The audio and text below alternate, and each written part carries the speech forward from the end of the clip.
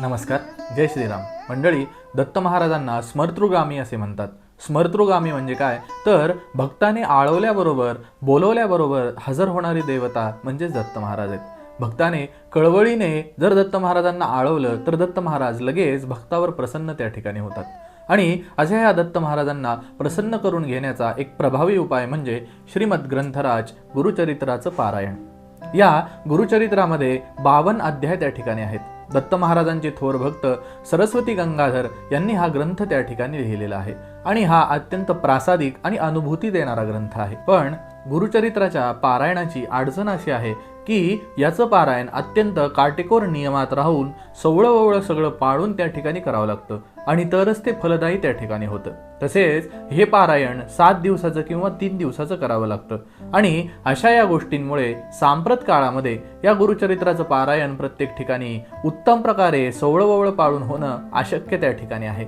आणि त्यामुळेच दत्त महाराजांचे थोर भक्त दत्तावधूत स्वामी महाराजांनी याच गुरुचरित्राला अनुसरून संक्षिप्त श्री गुरुचरित्र लिहिलेलं आहे, ज्याच्यामध्ये 7 अध्याय त्या ठिकाणी आहेत आणि अध्यायामधील ओवींची संख्या सुद्धा कमी आहे.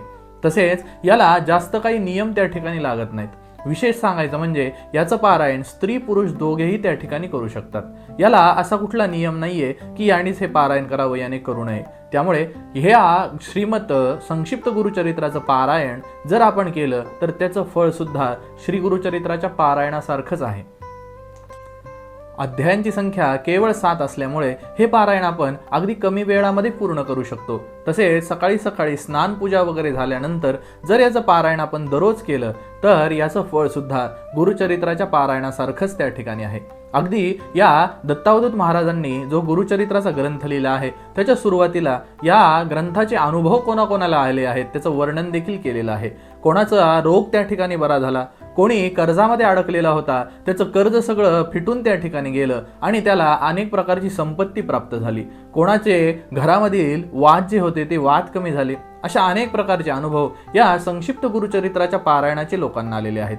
त्यामुळे सांप्रत काळामध्ये नियमात राहून आपल्याकडून जर गुरुचरित्र होत नसेल आणि दत्त महाराजांची भक्ती करायची इच्छा मनामध्ये असेल तर मनुष्याने या संक्षिप्त गुरुचरित्राचं पारायण अवश्य त्या ठिकाणी करावं.